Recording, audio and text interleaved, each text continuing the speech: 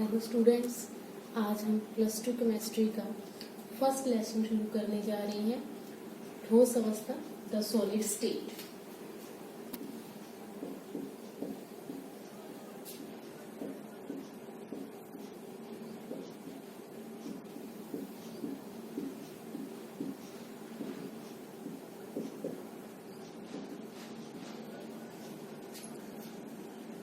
क्या होती है अवस्था? कोई भी द्रव्य है उसकी तीन अवस्थाएं होती है, ठोस, द्रव और गैस। द्रव्य क्या होता है? कोई भी ऐसा पदार्थ जो स्थान घेरता है या जिसका कुछ द्रव्यमान होता है वो क्या होता है? द्रव्य। तो द्रव्य के बारे में हम पढ़ चुके हैं 11th +1 क्लास के अंदर। हम ये मैटर अपना कंप्लीट कर चुके हैं कि द्रव्य क्या होता है, द्रव्यमान क्या होता है, ये सब चीजें हम कर चुके हैं। तो अवस्थाओं के बारे में भी शॉर्ट के अंदर हम प्रीवियस क्लासेस के अंदर करके आए हैं कि ठोस क्या होता है, द्रव अवस्था कौन सी होती है, गैस अवस्था क्या होती है। चलो थोड़ा सा इसको करते हुए चलते हैं अपन। अवस्थाएं कितनी होती है किसी भी द्रव्य की? तीन। सामान्यतः तीन अवस्थाएं होती है। कौन कौन सी? गैस,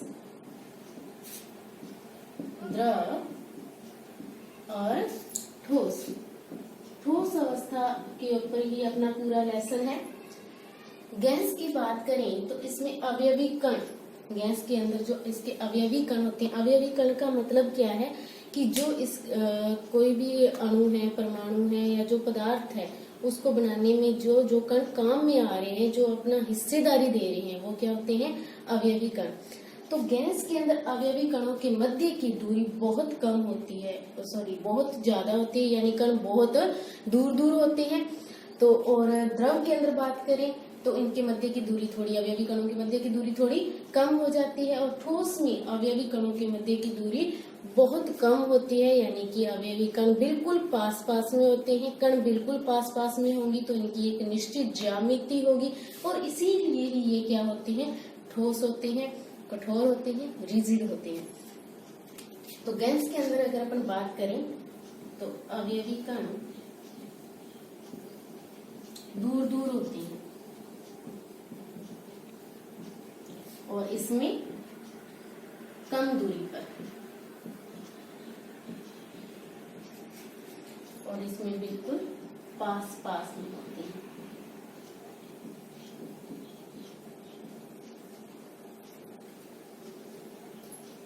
जब तुम इस वीडियो को देख रहे हो तो तुम्हारे पास में एक कॉपी और पेन भी होना चाहिए ताकि तुम इसके शॉर्ट नोट्स बनाते हुए चलो।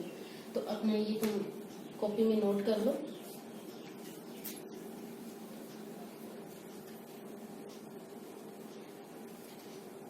चलो ठोस की बात करते हैं। ठोस की डेफिनेशन देखते हैं अपन। पहली डेफिनेशन की अगर अपन बात करें तो उसमें अपन ये तो ऐड करेंगे कि इसमें अवयवी कण बिल्कुल पास पास में होते हैं।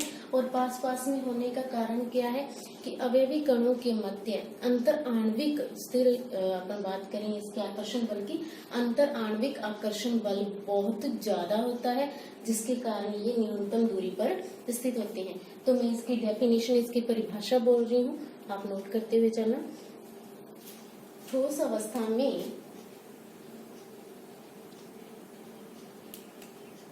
अवयवी कण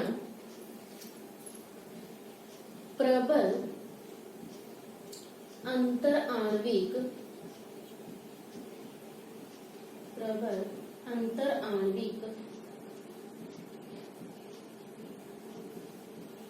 आकर्षण बलों,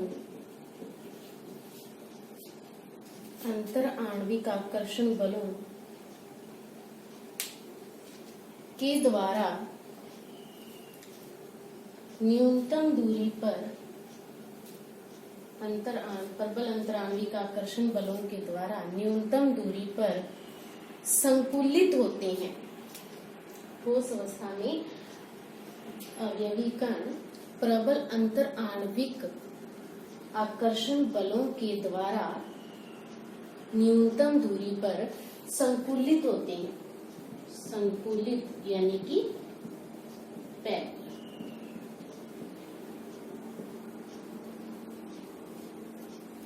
संकुलित का मतलब होता है पैक्ड, यानी कि जुड़े हुए, यानी कि कहाँ कहाँ पर स्थित है। ठीक है, संकुलित होती है।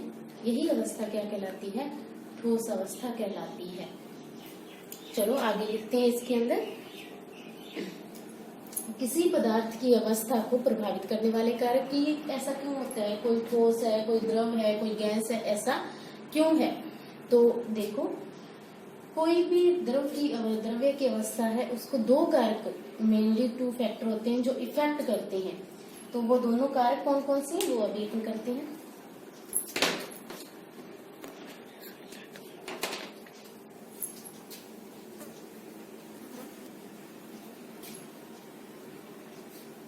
टू फैक्टर्स की अपन बात करते हैं। पहला जो फैक्टर है वो है आकर्षण बल, जिसकी अपन ने अभी बात की, अंतराण्विक आकर्षण बल। और दूसरा अपना क्या है? ऊष्मीय ऊर्जा, थर्मल एनर्जी। देखो, हम पहले इस दोनों फैक्टर्स को समझने के लिए एक एग्जांपल लेते हैं।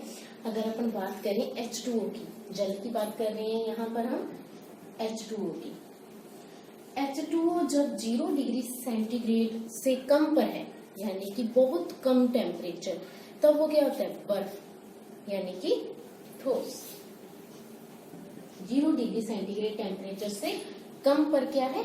बर्फ है, ठोस। जब हम बात करते हैं 0 डिग्री सेंटीग्रेड से अबव टेम्परेचर की, यानी कि 0 डिग्री सेंटीग्रेड टेम्परेचर से ज्यादा टेम्परेचर है, तब वो क्या है? द्रव। H2O वहां पर क्या है? द्रव, यानी कि जल।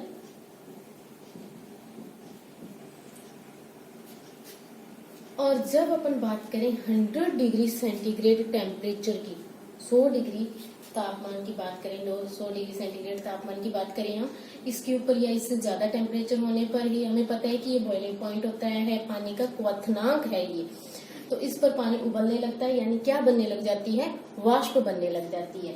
तो यानी कि जब हम बात करें 100 डिग्री सेंटीग्रेड से ज्यादा टेम्परेचर की, तो ये क्या है?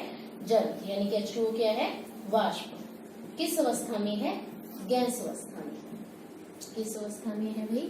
गैस अवस्था में। ये जल की ही तीनों अवस्थाएं, ठोस, द्रव और गैस। ये है less than 0 degree centigrade temperature से कम पर, और ये है अपना 0 डिग्री सेंटीग्रेड टेम्परेचर से ज्यादा पर, और उससे आगे वाला एट 100 डिग्री सेंटीग्रेड टेम्परेचर, या अपन कहते हैं 100 डिग्री सेंटीग्रेड टेम्परेचर पर या उससे ज्यादा पर, ये क्या है? गैस है।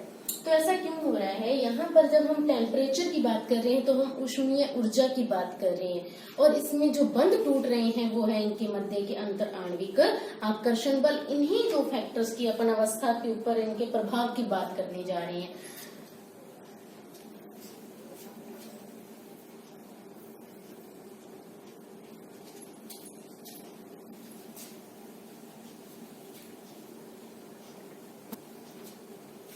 पहला है इंटरमोलिक्यूलर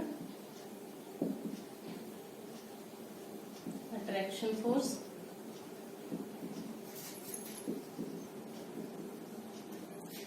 अंतराण्विक आकर्षण बल। दूसरा है अपना ऊष्मीय ऊर्जा, थर्मल एनर्जी।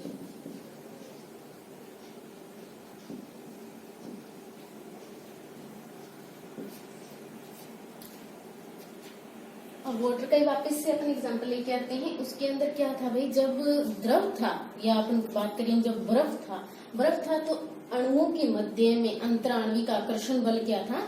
ज्यादा मजबूत था। तो वो बंध क्या थे? पास पास में थे। देखो, किसी भी बंध को तोड़ने के लिए ऊर्जा देनी पड़ती है। जब हम किसी के मध्य के बंध को तोड़ते हैं तो ऊर्जा देनी पड़ती है। और अगर बंध टूटता है, या अपन बात करें बंध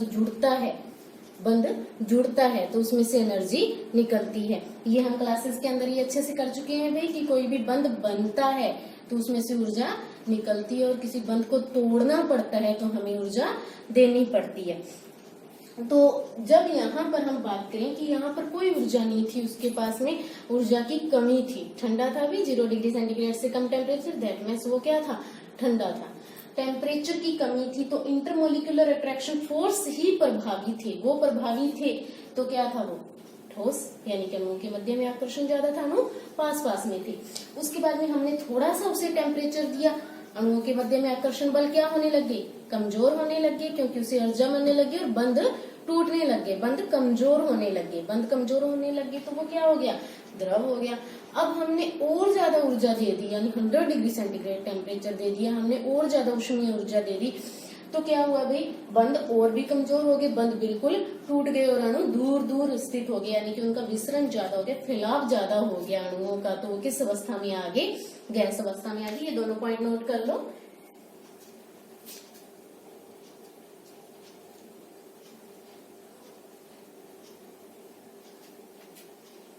चलो नोट कर दिया होगा। आगे अब हेडिंग डालो भाई, ठोस अवस्था के अभिलक्षण या characteristic of solid state. Short notes हम साथ में बनाते हुए चलेंगे, अपना टाइम वेस्ट ना हो।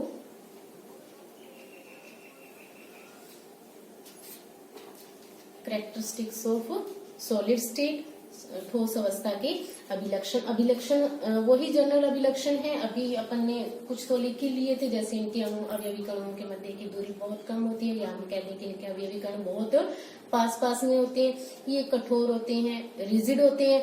इसके अलावा इनकी आकृति निश्चित होती है, आकार निश्चित होता है, द्रव्यमान निश्चित होता है, आयतन निश्चित होता है। इसके अलावा अगर अपन बात करें इनकी घनत्व की, तो इनका घनत्व गैस और द्रव की बजाय क्या होता है? ज्यादा होता है। विसरण की बात करें तो विसरण का गुण इनमें कम होगा, फैलेंगे कम। ये विसरण क्या होता है? डिफ्यूजन जिसको अपन कह देते हैं, क्या होता है? इनमें कम होता है। विसरण का गुण इनमें द्रव और गैस की बजाय कम होता है। हमें पता है कि फैलाव जो है विसरण, या हम बात करें डिफ्यूजन की, तो वो किस में ज्यादा होता है? गैस में सबसे ज्यादा होता है, वो ज्यादा फैलती है। उसके बाद द्रव में होता है, और ठोस में तो ऐसा कुछ भी नहीं होता, या हम कह दें कि ये गुण बहुत कम होता है। बिल्कुल नहीं तो नहीं कह सकते, पारा जो धातु है एक तरह से वो ठोस की तरह होती है, लेकिन थोड़ा बहुत विसरण का गुण होता है उसमें। तो पहला गुण लिखो इसमें, ठोस पदार्थों की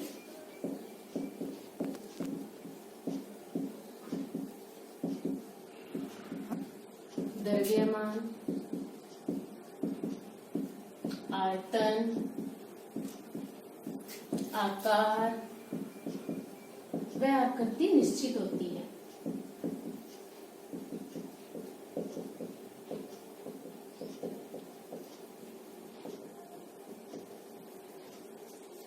देखो भाई, जो अपन टॉपिक कर रहे हैं इससे रिलेटेड कोई भी डाउट हो, कोई भी क्वेश्चन हो, मेरा नंबर तुम्हारे पास है ही, तो मुझे कॉल कर सकते हो, मैसेज कर सकते हो, व्हाट्सएप पे मैसेज सेंड कर सकते हो मुझे पर्सनली, तो मैं तुम्हारे वो डाउट्स वहां पे क्लियर करूंगी। ठीक है? अभी अपने डाउट्स कई बार देखो, ये ऑनलाइन क्लास है, या हम कह दें कि ऑनलाइन तो नहीं कह सकते, एक तरह से मैं ये वीडियो डाल रही हूँ, तो तुम अपने डाउट्स एक साइड में लिखते हुए चलो बाद में, ताकि तुम भूलो ना कि तुम्हें कहाँ पे डाउट आया था।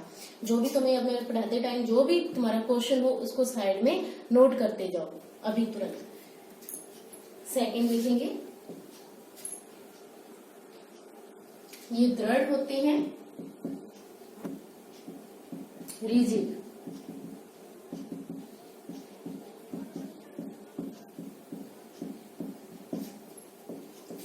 थर्ड अपन लिखेंगे वही अवयवी कणों के, अवयवी कण बहुत पास पास में होते हैं,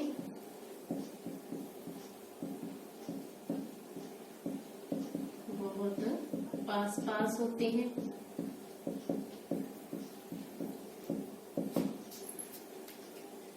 फोर्थ अपन लिखेंगे वही घनत्व, मैंने पहले बोल ही दी है, ठोसों का घनत्व। घनत्व पढ़ चुके हैं भाई अपन, घनत्व क्या होता है? ठोसों का घनत्व द्रव है गैस की तुलना में अधिक होता है। घनत्व डेंसिटी, इंग्लिश टर्मिनोलॉजी थोड़ी बहुत अपने साथ में करके लिए चलेंगे। फिफ्थ है अपना विसरण का गुण।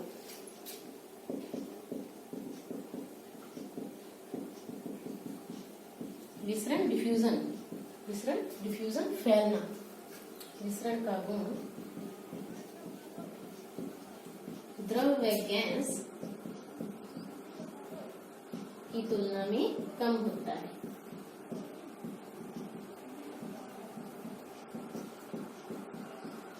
ये कुछ अभिलक्षण है, कैरेक्टरिस्टिक्स है ठोस की, नोट कर लो।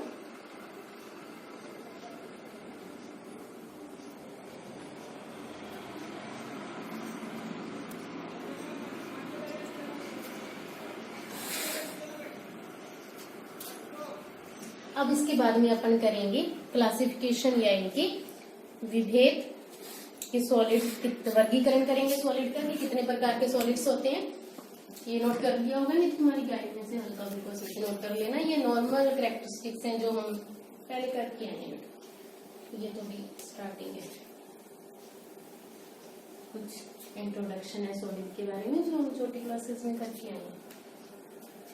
अब हम करेंगे क्लासिफिकेशन, क्लासिफिकेशन ऑफ सॉलिड्स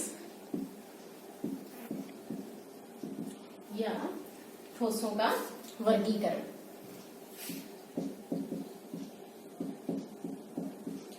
देखो वर्गीकरण किस बेस पे करेंगे हम, किसी भी ठोस का वर्गीकरण करेंगे। हमें पता है कि ठोस के लिए या किसी भी अवस्था के लिए, सिर्फ ठोस ही क्यों, किसी भी अवस्था के लिए क्या क्या कुछ चाहिए होता है हमें। 2 फैक्टर्स है, हमने अभी भी कही है, intermolecular attraction force. Attraction force का मीन्स क्या है, उनके बीच के बॉन्ड, और दूसरा है थर्मल एनर्जी। थर्मल एनर्जी अपने हाथ में हम उनको बढ़ा घटा सकते हैं, ठीक है। तो यहाँ पर हम बात करें तो हम जो क्लासिफिकेशन करेंगे इसका किसके बेस पे करेंगे, हम क्लासिफिकेशन करेंगे हम इनके बंधों के बेस पर, कि कौन से बंध से या जो अवयवी कण है वो किसके बेस पर बंधे हुए हैं। यानी कि वर्गीकरण है, 4 सीरीज हो जाएंगी इसकी, 4 श्रेणियों में इन्हें विभक्त किया गया है।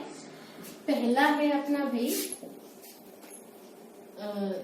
बंध के आधार पर, जैसे कि कौन कौन से बंध हो सकते हैं, वंडरवाल बंध हो सकते हैं। तो वंडरवाल के बंध के आधार पर ये हो जाएंगे आणविक ठोस, आणविक ठोस, जिसमें हम कौन से बॉन्ड्स की बात करेंगे, वंडरवाल बंधों की बात करेंगे अपन। आणविक ठोस इसको कहते हैं मोलिक्यूलर सॉलिड्स। सेकंड अपन बात करेंगे आयनिक ठोस। आयनिक समझ गए होंगे कौन से बॉन्ड होंगे इनमें, आयनिक बंध होंगे, एक कैटायन होगा और एक ऋणायन होगा, एनायन होगा। आयनिक सॉलिड। थर्ड है अपना धात्विक ठोस। थर्ड कौन सा अपना, धात्विक ठोस। धात्विक ठोस की अगर अपन बात करें तो धात्विक ठोस है जो धातुओं के बीच में है, धातु ही क्या है, धात्विक ठोस है। जैसे कि अपन बात करें सोने की औरम की बात कर सकते हैं, कॉपर की बात कर सकते हैं, ये क्या है, धात्विक ठोस है, यानी कि metallic solid, metallic solid. Fourth है अपना कौन सा बॉन्ड रह गया भाई, कोवेलेंट बॉन्ड रह गया। तो सहसंयोजक, सहसंयोजक ठोस, इसे ही हम क्या कहते हैं, नेटवर्क ठोस, नेटवर्क ठोस, नेटवर्क ठोस। कोवैलेंट सॉलिड, कोवैलेंट सॉलिड, ये 4 प्रकार के हैं अपने कोवैलेंट सॉलिड। इन्हीं को हम आगे क्लासिफाई करने वाले हैं अभी। तो देखो अगर अपन पहले बात करें आणविक ठोस की, तो ये कौन से हो जाएंगे। अच्छा, वांडरवाल फोर्स या वांडरवाल बंध कितने टाइप के होते हैं क्लास में बताया हुआ है भाई तुम्हें। 11th क्लास का जो सिलेबस हुआ था अपना, उसमें हमने वांडरवाल बंध कर लिए थे 5 प्रकार के, 5 टाइप्स थे। कौन कौन से थे, रिमाइंड कर लेना अपने माइंड में। तो इसमें हम पहले करेंगे ध्रुवीय ठोस, अध्रुवीय ठोस और हाइड्रोजन बंध ठोस। ध्रुवीय ठोस, अध्रुवीय ठोस और हाइड्रोजन बंध ठोस। ध्रुवीय को कहते हैं पोलर। मुझे लगता है तुम्हें पांचों वंडर वाल बंध याद आगे होंगे। जो अध्रुवीय वाला था, नॉन पोलर था, कौन सा था भाई? London force. याद आ गया होगा। अपन किए थे डाइपोल, आयन डाइपोल, इसके अलावा इंड्यूस्ड डाइपोल, इंड्यूस्ड डाइपोल और नॉन पोलर जो अपना कौन सा था? लंडन फोर्स था, जो सबसे वीक फोर्स था। ठीक है, तो इसी को आगे ये नोट कर लो बेटा।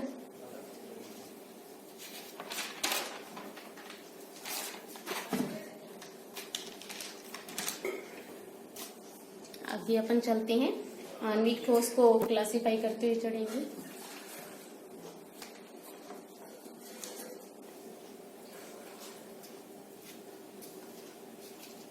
ठीक है, भी नोट कर लिया होगा।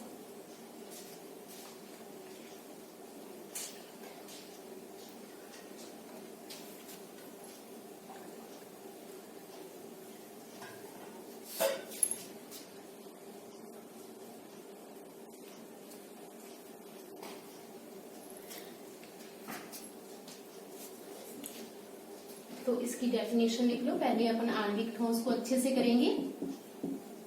आणविक ठोस यानी कि वो ठोस या वो पदार्थ जो किससे बने हुए हैं? तो दुर्बल वांडर वाल बंधों से, या सीधा वांडर वाल बंध लिख लो। इसमें अणु परस्पर,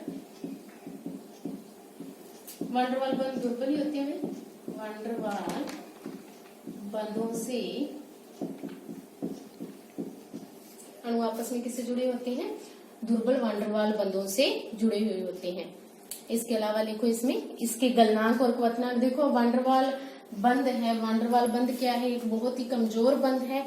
सबसे ज्यादा मजबूत बंध की बात करें तो आयनिक, फिर सहसंयोजक, उपसहसंयोजक, उसके बाद में हाइड्रोजन बंध, और उसके बाद में अपने कौन से बंध आते हैं? वांडरवाल बंध आते हैं। इसके तुम्हें पूरा लिखवाया हुआ है, सीरीज लिखवाई हुई है भी, कौन सा ऑर्डर से लिखाया हुआ है कि कौन सा सबसे मजबूत और कौन सा सबसे वीक बॉन्ड है। तो लंडन फोर्स जो होता है वो सबसे वीक फोर्स होता है। तो यहाँ पर हम बात कर रहे हैं वांडरवाल बंधों की। वांडरवाल बंध क्या है? बहुत ही कमजोर, बहुत ही वीक फोर्स है, बहुत ही वीक बंध है। तो इनके द्वारा अगर अणु आपस में जुड़ेंगे तो इन्हें तोड़ना भी बहुत आसान हो जाएगा। बहुत आसान है। तो क्वथनांक और गलनांक भी क्या होंगे? बहुत कम होंगे। यानी थोड़ी सी एनर्जी दी और उसके अणुओं के बीच के बंध ब्रेक हो गए। अणुओं के बीच के बंध ब्रेक हो गए तो यानी अणुओं के बीच के बंध का टूटना ही तो क्या है? गलनांक और क्वथनांक। जितना आसानी से बंध टूटेगा उतना ही कम क्या होगा? उसका गलनांक और क्वथनांक। चलो इसमें सेकंड, फर्स्ट तुमने इसकी डेफिनेशन लिख ली होगी कि वे ठोस जो दुर्बल वांडरवाल बंधों से जुड़े हुए होते हैं, कौन से होते हैं? आणविक ठोस होते हैं। सेकंड लिखो इसके गलनांक व क्वथनांक कम होते हैं। गलनांक व क्वथनांक कम होते हैं।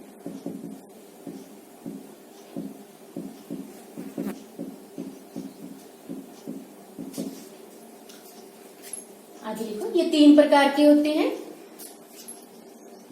ये 3 प्रकार के होते हैं। पहला लिखो अध्रुवीय आणविक ठोस। दूसरा लिखो ध्रुवीय आणविक ठोस। और तीसरा लिखो, ये हम पहले लिख के लिए आए भाई, हाइड्रोजन बंध ठोस। तो हम एक एक करके इनको यहीं पे पिक्टोरियल के अंदर ही कर लेंगे। पहले देखो अध्रुवीय ठोस की अगर अपन बात करें तो इसमें मैंने बताया कौन सा बंध होगा भी? वांडरवाल बंधों में से कौन सा बंध होगा इसके अंदर? लंडन बंध। तो पहला पॉइंट जो है ये, इसमें कौन सा बंध होता है? लंडन बल होता है। यानी आपस में किससे जुड़े होते हैं अणु? आपस में जो अवयवी कण आपस में किससे जुड़े होंगे? लंडन फोर्स के द्वारा जुड़े हुए होंगे। सेकंड पॉइंट है इसका, साथ में नोट करते हुए चलना भाई। ये क्या होते हैं? इनके गलनांक और क्वथनांक क्या होंगे? बहुत कम। गलनांक क्वथनांक बहुत कम। मेल्टिंग पॉइंट, बॉइलिंग पॉइंट भी बहुत कम। गलनांक क्वथनांक बहुत कम। सबसे कमजोर बंध है तो ऑब्वियस सी बात है कि गलनांक क्वथनांक भी बहुत कम होंगे। थर्ड पॉइंट है अपना, ये क्या होते हैं? अति वाष्पशील। अति वाष्पशील, वोलेटाइल, मोर वोलेटाइल या हाई वोलेटाइल। वाष्पशील का मतलब क्या है कि इनकी वाष्प आसानी से बनती है। देखो ये पॉइंट एक दूसरे से रिलेटेड ही होते हैं। देखो अगर अपन ने गलनांक की क्वथनांक की बात कर ली, यानी क्वथनांक का मतलब क्या है, उसकी वाष्प बनना। जब क्वथनांक ही कम है यानी आसानी से क्या बन जाती है, वाष्प बन जाती है, आसानी से वाष्प बन गई। देखो जो अध्रुवीय आणविक ठोस होते हैं ये नॉर्मली रूम टेम्परेचर पर, कमरे के ताप पर 25 डिग्री सेंटीग्रेड ताप पर ये किसमें मिलते हैं, हमें गैस या द्रव की फॉर्म में मिलते हैं। ठोस में अगर हमें इन्हें बनाना होता है तो इन्हें बहुत कम टेम्परेचर पर रखना पड़ता है, यानी 25 डिग्री सेंटीग्रेड टेम्परेचर से कम टेम्परेचर होना चाहिए, तभी ये ठोस होते हैं। अदरवाइज ये द्रव या गैस होते हैं, क्योंकि इनके बीच का बंध क्या है, बहुत कम। लंडन फोर्स हमें पता है गैसों के बीच में होता है, पता है भाई तुम्हें। नॉर्मली जो गैसेज होते हैं जैसे क्लोरीन हुई, ऑक्सीजन हुई, इनके बीच में कौन सा फोर्स होता है, लंडन फोर्स होता है, क्योंकि ये अध्रुवीय अणुओं के मध्य में है। चलो ये क्या होते हैं, अति वाष्पशील, वोलेटाइल। नेक्स्ट है, इसमें लिखिए ये मुलायम या विद्युत के कुचालक होते हैं, मुलायम होते हैं और विद्युत के कुचालक होते हैं।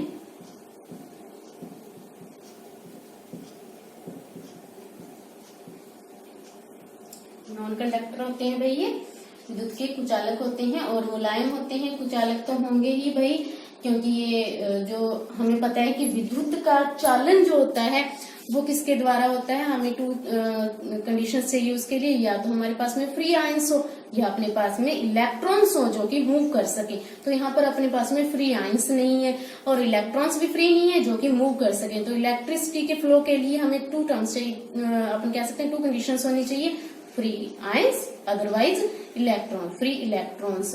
तो यहाँ पर दोनों कुछ ही नहीं है भाई, तो ये क्या होंगे, विद्युत के कुचालक।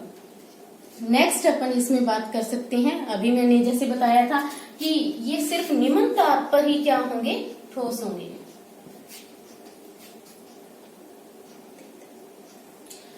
निम्न ताप पर ही ठोस होंगे और रूम टेम्परेचर पर ये क्या होंगे, कमरे के ताप पर क्या होंगे, कमरे के ताप पर द्रव या गैस।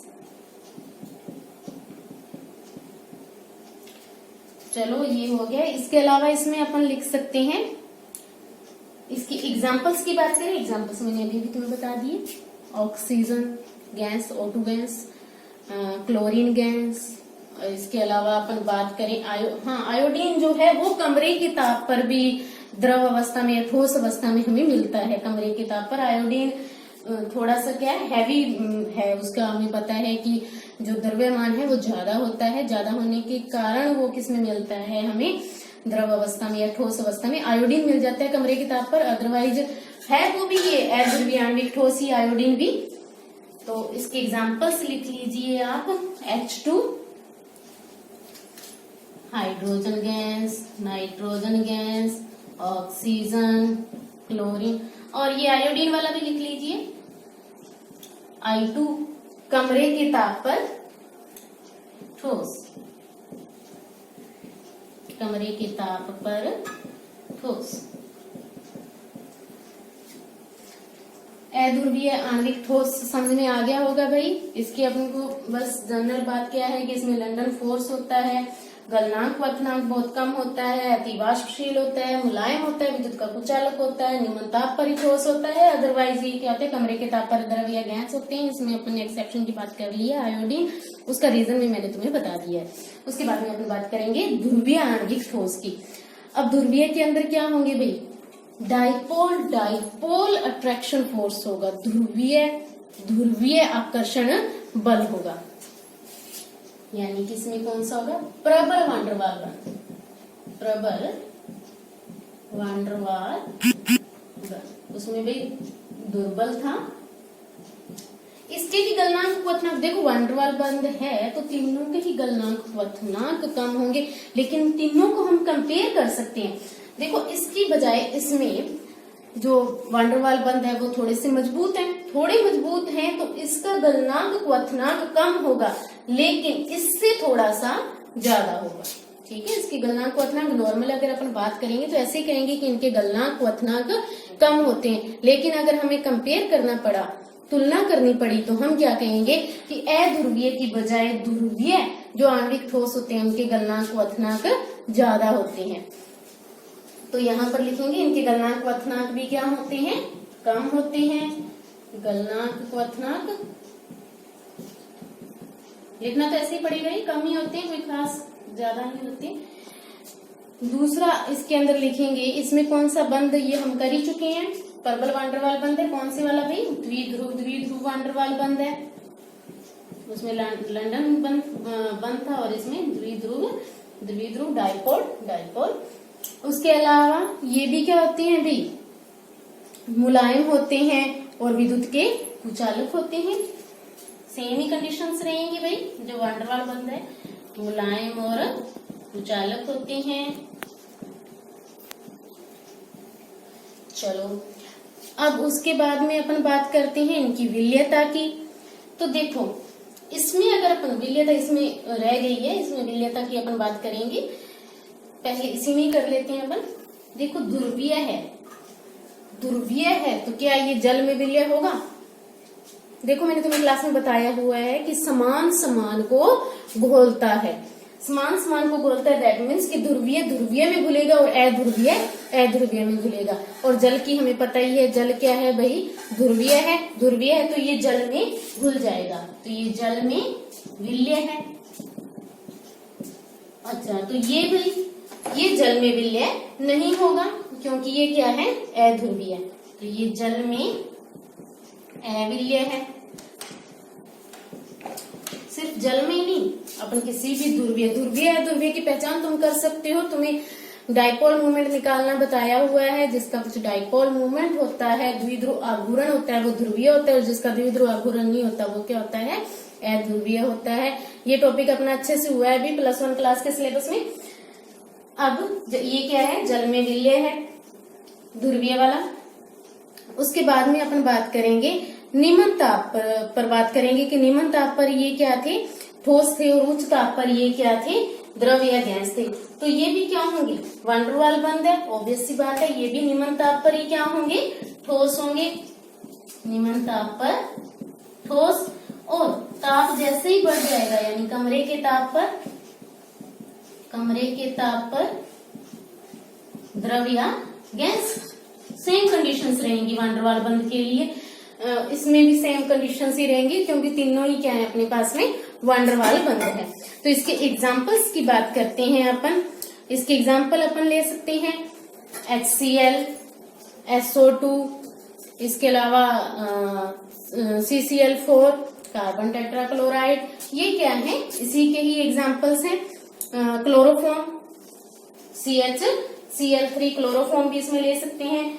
मोम इसमें ले सकते हैं, जो ये कैंडल्स में होती है, मोमबत्ती में होती है। पैराफिन वैक्स जिसको अपन कह देते हैं, हाइड्रोकार्बन ही होते हैं भाई ये, तो वो भी क्या है यहाँ पर अपन बात कर सकते हैं। देखो जब उसका टेम्परेचर कम है तो वो क्या है, ठोस, और जैसे थोड़ा सा टेम्परेचर बढ़ता है अपन उसको जलाते हैं कैंडल को, तो वो किस में कन्वर्ट होने लग जाती है, लिक्विड में कन्वर्ट होने लग जाती है, बहने लग जाती है।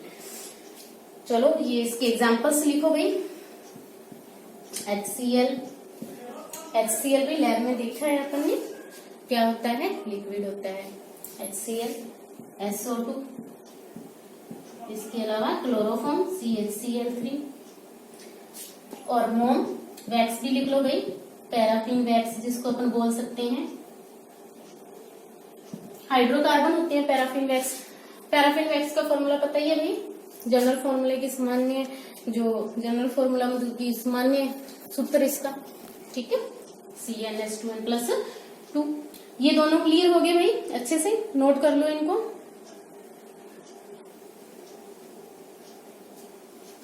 देखो यहाँ पर वैक्स की अगर अपन बात करें तो ये रूम टेम्परेचर पर क्या होती है, यहाँ पर रूम टेम्परेचर पर आयोडीन ठोस था, और यहाँ पर पैराफिन वैक्स यानी कि मोम की अगर अपन बात करें तो वो क्या है, यहाँ पर रूम टेम्परेचर पर सॉलिड है, ठोस है।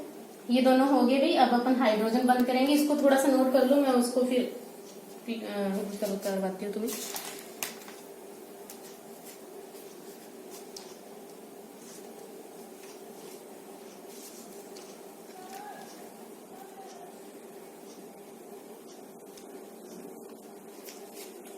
चलो नोट कर लिया होगा, साथ साथ में थोड़ा बहुत कर लिया होगा भी, अपन ने शॉर्ट में करते हुए चलनी है इसको।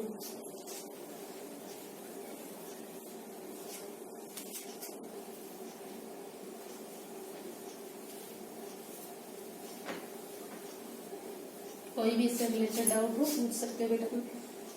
थर्ड जो था अपना क्या था, आणविक ठोस का हाइड्रोजन बंध।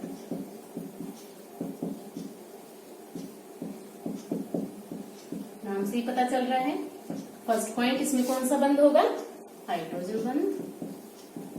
कौन सा बंध होगा भाई, हाइड्रोजन बंध पाया जाता होगा। हाइड्रोजन बंध है भाई वो वांडरवाल बंध से थोड़ा मजबूत बंध होता है, हमें पता है ये हाइड्रोजन बंध थोड़ा सा मजबूत बंध होता है वांडरवाल से।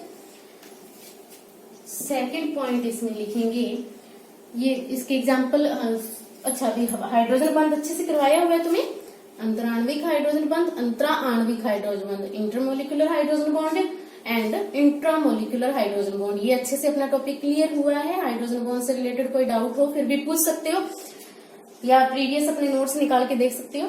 तो हाइड्रोजन बंध के लिए कौन कौन से एटम होने चाहिए, फ्लोरीन, ऑक्सीजन या नाइट्रोजन। मैं थोड़ा सा क्लियर कर देती हूँ कि इन जो ये अपनी है ज्यादा विद्युतऋणी तत्व है, इनके साथ में जुड़ा हुआ हाइड्रोजन और दूसरे तत्व के साथ में जुड़ा हुआ ज्यादा विद्युतऋणी से जुड़ा हुआ हाइड्रोजन, जब ये ज्यादा विद्युतऋणी तत्व और दूसरे ज्यादा विद्युतऋणी तत्व से जुड़ा हाइड्रोजन आपस में बंध बनाते हैं तो उसे क्या कह देते हैं, हाइड्रोजन बंध। यानी कि एक तो ज्यादा विद्युतऋणी तत्व है और एक कम, जो हाइड्रोजन है जिसकी विद्युतऋणता कम है वो किससे जुड़ा हुआ है, ज्यादा विद्युतऋणी तत्व से। यानी दो ज्यादा विद्युतऋणी तत्वों के बीच का हाइड्रोजन है वो दूसरे किसी एक के साथ में हल्के आकर्षण से जुड़ा होता है, एक के साथ में सहसंयोजक से और दूसरे के साथ में हल्के आकर्षण बल से। जो हल्का आकर्षण बल है उसे क्या कह देते हैं अपन, हाइड्रोजन बंध कह देते हैं।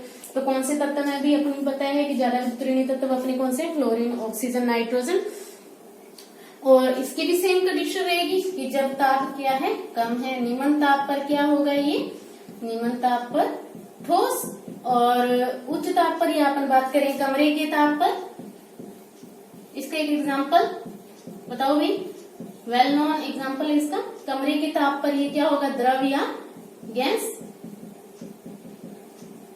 वेल नोन द्रव कौन सा है जिसमें हाइड्रोजन बंध होता है और कमरे के ताप पर वो द्रव ही होता है भाई, और उसमें हाइड्रोजन बंद होता है, H2O। वेल नोन है H2O के अंदर हाइड्रोजन बंद होता है। अच्छे से ये टॉपिक क्लियर हुआ अपना। बर्फ के अंदर हाइड्रोजन बंद ज्यादा होते हैं कम होते हैं जल से भाई, बर्फ के अंदर हाइड्रोजन बंद जल की तुलना में कम होते हैं या ज्यादा होते हैं, कमेंट पे करके बताना भी, मुझे व्हाट्सएप पे सेंड करना। नेक्स्ट लिखो इसमें,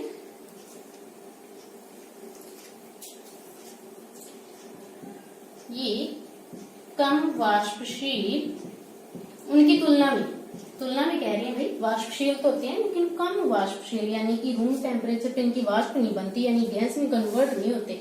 द्रव होता है उसको रूम टेम्परेचर पे रख दे वो द्रव ही रहता है, ऐसे नहीं कि उसकी वाष्प बन के उड़ जाएगा, ऐसा नहीं होता। लेकिन ऐसे होता है कि खुले में पानी पड़ा है जहां पर थोड़ा सा सनलाइट आ रही है, टेम्परेचर थोड़ा सा ज्यादा है, रूम टेम्परेचर का मतलब है 25 डिग्री सेंटीग्रेड टेम्परेचर, और बाहर की टेम्परेचर की बात करें तो कई बार ज्यादा हो जाता है, तो उस टेम्परेचर पर ये वाष्पशील हो सकती है, इसलिए इसको कम वाष्पशील कहा है। ठीक है भाई, ये क्या होते हैं, कम वाष्पशील वैकुचालक, वैकुचालक। अब भाई किसी को ये तो नहीं लग रहा कि नॉर्मली जो अपन वाटर लेते हैं, जल लेते हैं, उसके अंदर तो करंट आता है, तो वो करंट आता है भाई यहाँ पर अपन जो डिस्टिल्ड वाटर है, डिस्टिल्ड H2O वाटर, उसकी बात कर रहे हैं हम, इसकी बात नहीं कर रहे टैप वाटर की, नल वाले वाटर की बात नहीं कर रहे। नल वाले वाटर के अंदर क्या होते हैं भाई, आयंस होते हैं, हमें पता है उसके अंदर कैल्शियम भी होता है, इसके अलावा पोटेशियम नाइट्रेट कई जगह पे मिलता है जिसको अपन शोरा कह देते हैं, इसके अलावा और भी आयंस होते हैं उसके अंदर, फ्लोराइड भी होता है कई बार, और आयंस तो होते ही होते हैं, नॉर्मली गैस भी होती है उसमें, तो वो अलग मैटर रह जाता है। ठीक है, टैप वाटर की बात नहीं कर रहे हैं यहाँ पर। अगर अपन वाटर की बात करें तो वो डिस्टिल्ड वाटर की बात करेंगे जिसका जो सिर्फ पानी है, उसमें कोई दूसरा आयन उपस्थित नहीं है। जल के अंदर हमें पता है कि जो अपन टैप वाटर की बात करते हैं, नल के पानी की बात करते हैं, उसमें बहुत सारे अदर एलिमेंट्स प्रेजेंट होते हैं, आयंस प्रेजेंट होते हैं जो कि इलेक्ट्रिसिटी का फ्लो करते हैं। तो यहाँ पर हम उसकी बात नहीं करेंगे, यहाँ पर बात किसकी कर रहे हैं हम, प्योर जो भी अपन अपना मॉलिक्यूल ले रहे हैं वो प्योर फॉर्म के अंदर ले रहे हैं। कम वाष्पशील होते हैं, वे कुचालक होते हैं। लेकिन किसी लवण के साथ में, जैसे अपन बात करें, अभी मैंने बताया कि टैप वाटर की बात कर रहे हैं, उसमें सोडियम भी होता है, क्लोरीन भी होता है, सोडियम क्लोराइड नमक होता है। नमक को अगर अपन डिस्टिल वाटर में डिसॉल्व कर देंगे, उसका विलियन बना लेंगे, तो अब उसमें आयंस हो गए, फ्री आयंस हो गए, सोडियम आयन हो गया और क्लोरीन आयन हो गया। ये फ्री आयंस किसका फ्लो करेंगे? इलेक्ट्रिसिटी का फ्लो करेंगे। मैंने अभी भी टॉपिक शुरू हुआ था तब बताया था कि इलेक्ट्रिसिटी के फ्लो के लिए हमें किसकी जरूरत होती है? या तो उसमें फ्री आयंस हो या इलेक्ट्रॉन्स हो जो कि इलेक्ट्रिसिटी को आगे ले जा सके।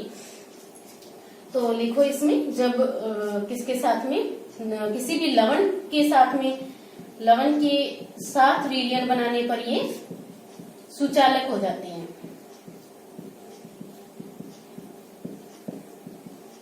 तो सुचालक हो जाते हैं, कंडक्टर हो जाते हैं, भाई इलेक्ट्रिसिटी का फ्लो करते हैं। एग्जाम्पल लिख लो इसका, H2O।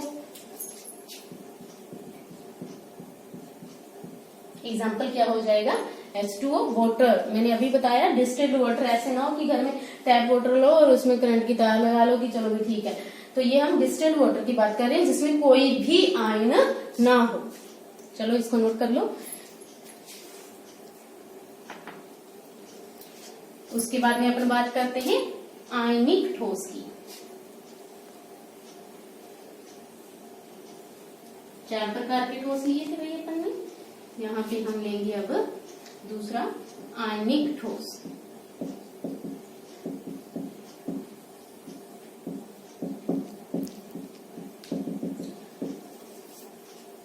चलो आज के लिए अपन इतना ही रखेंगे अपना टॉपिक। आयनिक ठोस, धात्विक ठोस और इसके अलावा जो अपना सहसंयोजक ठोस है, ये तीनों ठोस हम नेक्स्ट कल वाली क्लास में करेंगे। इससे रिलेटेड जो भी क्वेश्चन हो, जो भी डाउट हो, वो मेरे से पूछ सकते हो, वरना मैं तो पूछूंगी ही। ठीक है, तो अपना अच्छे से क्लियर करके आना।